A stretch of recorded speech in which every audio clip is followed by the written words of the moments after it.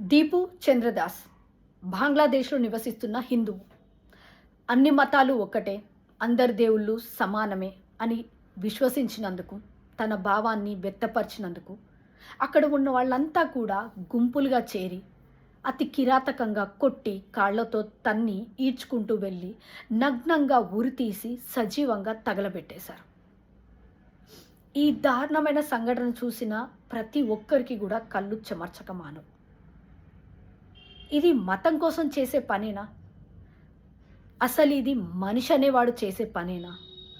ఇది కేవలం రాక్షసత్వం. ఒక ఆవేదన నిండిన మనసుతో నేను ఈ మాటలు మాట్లాడుతున్నాను. బంగ్లాదేశ్ భారత సైనికుల రక్తం ధారపోసి విముక్తి కలిగించిన నేల అది. నేడు ఆ గడ్డపైన హిందువుల రక్తం పారుతోంది. గడిచిన సంవత్సర కాలంలో 2442 హింసాత్మక ఘటనలు, 150 ఆలయాల ధ్వంసం, అక్రమ అరెస్టులు, అత్యాచారాలు, హత్యలు. దీనికోసమేనా 3900 మంది భారత సైనికులు అమరులైంది? దీనికోసమేనా 10,000 మంది భారత సైనికులు గాయాల పాలైంది?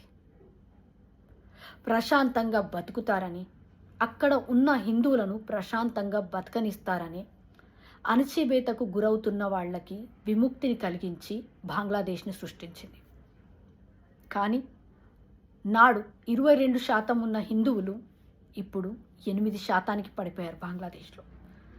ఇంత జరుగుతున్నా కూడా పార్లమెంటుకు పాలస్తీనా బ్యాగులు మోసే హిందూ విద్వేష కాంగ్రెస్ వాళ్లకు ఇవేవీ కనిపించదు. గత సంవత్సరం ఇస్కాన్ సన్యాసి చిన్మయ్ కృష్ణదాస్ గారిని అన్యాయంగా అరెస్ట్ చేసి జైల్లో పెడితే ఒక్క మాట మాట్లాడలేదు.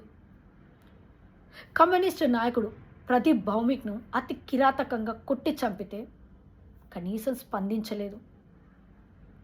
ఆడబిడ్డలను నడి రోడ్డు మీద పట్టపగలే అత్యాచారాలు చేసి వాళ్ళని హింసిస్తుంటే వీళ్ళ మనసులు చెలించలేదు. ఈరోజు దీపు దాస్ హత్య తర్వాత కూడా వీళ్ళ నోర్లు ఎప్పట్లాగానే లేవలేదు.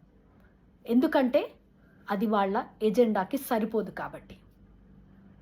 వీళ్ళంతా కూడా నోరు తెరిచి మాట్లాడాలి అని అంటే అది భారతదేశ ప్రతిష్టకు భంగం కలిగించేదైనా ఉండాలి, ఈ దేశానికి వ్యతిరేకంగానైనా ఉండాలి, లేదా ఆ ఘటన జరిగింది ఖచ్చితంగా బీజేపీ పాలిత రాష్ట్రంలో అయి ఉండాలి, లేదా అక్కడ బాధితులు కానీ అక్కడ అణచివేతకు గురవుతున్న వాళ్ళు హిందూ అయి ఉండకూడదు. అలాంటప్పుడు మాత్రమే వీళ్ళ నోరు లేస్తాయి. పాలస్తీనా పైన ప్రేమ ఉన్న వీళ్ళకి హిందూ దేశం రక్తంతో నిర్మించిన బంగ్లాదేశ్లో జరుగుతున్న అరాచకాలు మాత్రం వీళ్ళ కంటికి ఎప్పటికీ కూడా కనిపించదు.